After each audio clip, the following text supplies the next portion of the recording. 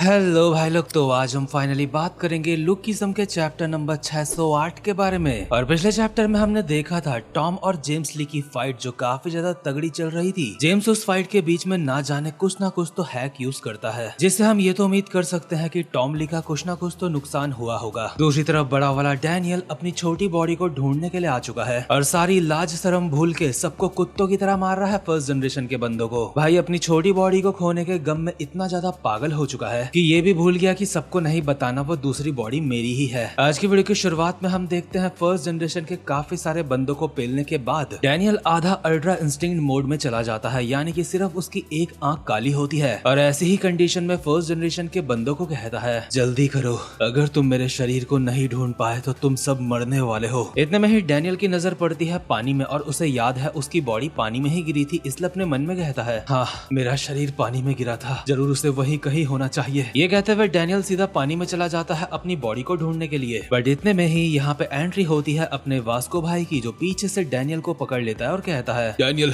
शांत हो जाओ, अगर तुम और ज्यादा आगे जाओगे तो तुम मर जाओगे। मैं पहले ही यहाँ पे देख चुका हूँ, लेकिन मुझे यहाँ पे कुछ नहीं मिला। जैक ने मुझे बुलाया था और कहा था छोटे वाले डैनियल को यहाँ पे ढूंढने के लिए। तुम्हारे लिए ऐसे आगे जाना काफी ज्यादा खतरनाक हो सकता है, इसलिए आगे मत जाओ। उसके अलावा अभी तुम काफी ज्यादा अजीब बिहेव कर रहे हो डैनियल। डैनियल वास्को का हाथ साइड करते हुए कहता है, वास्को मुझे जाने दे हरामजादे कुत्ते के पिल्ले, मेरा शरीर वहाँ कहीं पड़ा हुआ है, उसके बावजूद भी तू मुझे बोल रहा है शांत रहने के लिए। ऑब्वियसली वास्को को ये बातें बिल्कुल भी समझ नहीं आएंगी। वास्को के पास इतना दिमाग नहीं कि एक बार भी उसके दिमाग में ये आ जाए कि डैनियल के पास दो बॉडीज हो सकती है, इसलिए वो ऐसा बोल रहा है। वास्को अपने मन में कहता है, ये अभी अजीब अजीब सी बातें कर रहा है, ऐसा हो ही नहीं सकता कि डैनियल का दिमाग ठिकाने में है अभी, इसलिए मुझे डैनियल को रोकना होगा। लेकिन डैनियल एक बार फिर से कहता है, मैंने कहा मुझे जाने दे। नहीं डैनियल, इस वक्त तुम पानी में मत जाओ, अभी तुम काफी ज्यादा बौखलाए हुए हो और स्कूल में हमें सिखाया गया था इस तरीके से पानी में नहीं जाना चाहिए। ये कहते हुए वास्को डैनियल को उठा के पानी से बाहर फेंक देता है और डैनियल लैंड होता है अपने दो पैरों पे और वास्को को कहता है, वास्को आखिर तू ये क्या कर रहा है। वास्को भी पानी से बाहर आते हुए कहता है, डैनियल मैं तुमसे फाइट नहीं करना चाहता, इस वक्त तुम्हारी हालत मुझे नॉर्मल नहीं लग रही है, इसलिए चाहे कुछ भी हो जाए मैं तुम्हें रोकूंगा, भले ही इसके लिए मुझे तुमसे फाइट ही क्यों ना करनी पड़े। लेकिन अचानक से डैनियल अपने घुटनों में गिर जाता है अपना सर पकड़ के, क्योंकि उसके सर पे काफी ज्यादा दर्द हो रहा है और वास्को से चिल्लाया जा रहा है, डैनियल तुम्हें क्या हुआ। बट डैनियल काफी ज्यादा दर्द में अपने मन में कहता है, मेरा सर,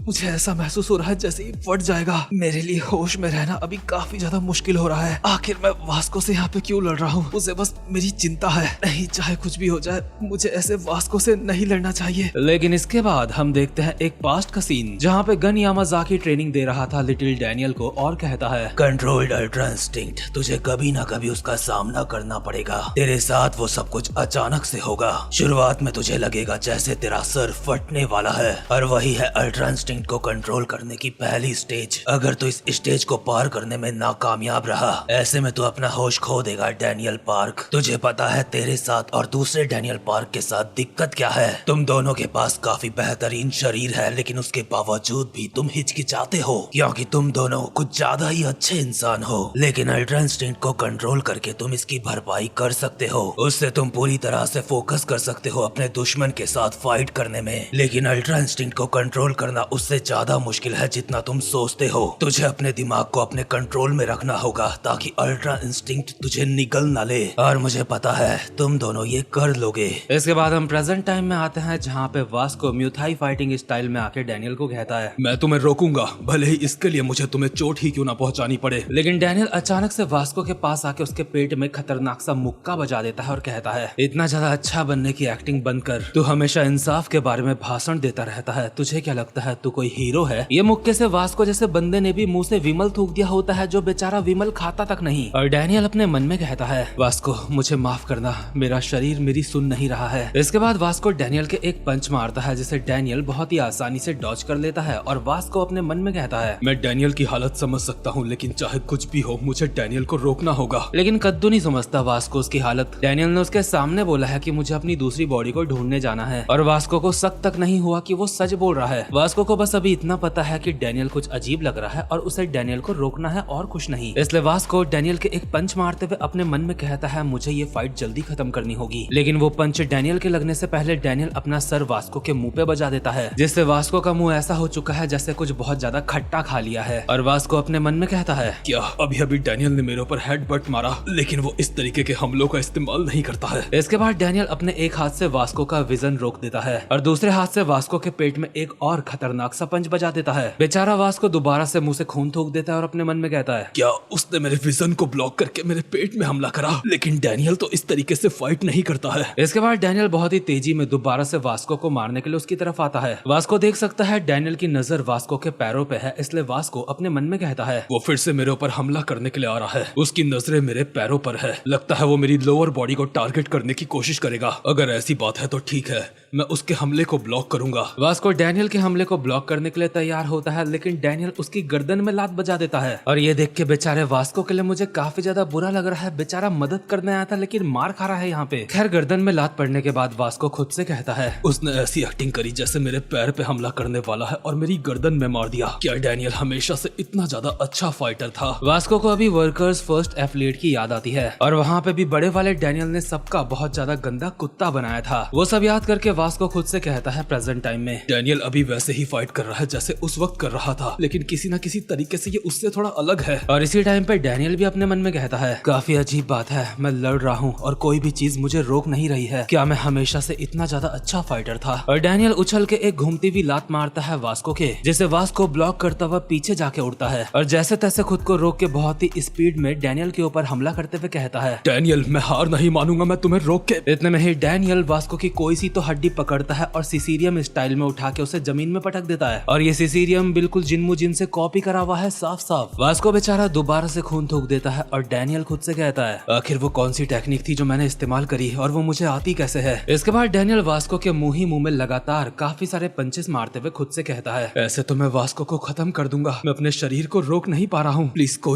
कोई तो आके मुझे रोक लो। लेकिन ये तो है डैनियल के मन की आवाज। लेकिन बाहर से डैनियल बेकाबू हो चुका है और एक स्माइल के साथ कहता है, ये सच में काफी ज्यादा मजेदार है। क्या ऐसा इसलिए है क्योंकि तू काफी ज्यादा मजबूत है? सच में तुझे पेलने में मुझे बहुत ज्यादा मजा आ रहा है। पर इतने में ही यहाँ पे एंट्री होती है जे की, जो अचानक से आके डैनियल को पकड़ लेता है उसको रोकने के लिए। डैनियल उसको देख के कहता है, अबे साले, आखिर अब तू कौन है बे? हरामखोर पीले बाल वाले, मुझे छोड़ दे। ये कहकर डैनियल जे के भी मुंह ही मुंह पे मुक्के बजा देता है। पर यूआई मोड के अंदर फंसा हुआ डैनियल खुद से कहता है, नहीं, भाग जाओ, मुझसे दूर भाग जाओ, चाहे कुछ भी हो जाए, मुझे खुद से लड़ना होगा, मुझे अपनी चेतना को अपने काबू में करना होगा। लेकिन बाहर से तो डैनियल अब भी जे को पेले जा रहा है और उसे मारते मारते कहता है, हरामजादे, मैंने कहा मुझे छोड़ दे। ठीक है, तू मुझे नहीं छोड़ेगा ना? अगर ऐसी बात है तो मैं तुझे मार मार के लूला लंगड़ा बना दूंगा। लेकिन जे डैनियल को छोड़ने का नाम नहीं ले रहा होता। उसने कस के डैनियल को पकड़ा होता है और डैनियल को पता है वो इस तरीके से अपने बॉयफ्रेंड को नहीं मार सकता, क्योंकि अगली बार फिर जे पैसे भी नहीं देगा। खैर, जस्ट किडिंग। बट डैनियल अभी खुद को रोकने के लिए खुद की ही जीभ काट लेता है। उसके मुंह से काफी सारा खून निकलने लगता है और नीचे गिरते हुए डैनियल कहता है, दोस्तों